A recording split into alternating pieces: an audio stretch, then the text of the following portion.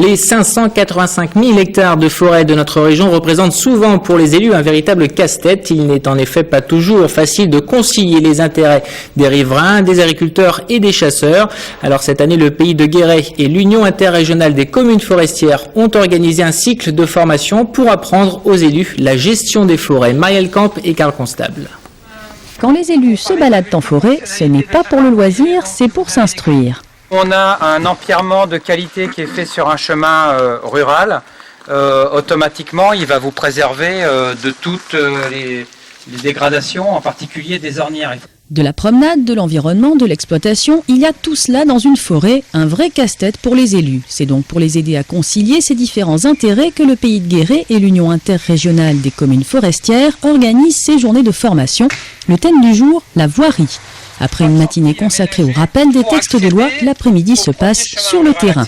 On leur montre en fin de compte deux choses. La première chose, c'est un massif très équipé en infrastructures forestières spécialisées, avec des routes forestières accessibles aux grumiers, des places pour stocker le bois et des pistes pour débarder. Et on leur montre le cas particulier où il n'y a absolument aucune infrastructure et en fin de compte où l'exploitant et l'élu doivent se débrouiller pour quand même sortir les bois. Par le village, on ne pouvait pas sortir de grumes. Donc ce qui fait que cette piste forestière a été ouverte à ce moment-là. En Limousin, la forêt est encore jeune et les aménagements pas toujours à la hauteur des besoins des exploitants. Embouteillage de grumiers, dégradation des chemins, stockages aléatoires. Pour éviter dérives et embrouilles, il s'agit donc de rétablir le dialogue entre élus et acteurs de la filière bois.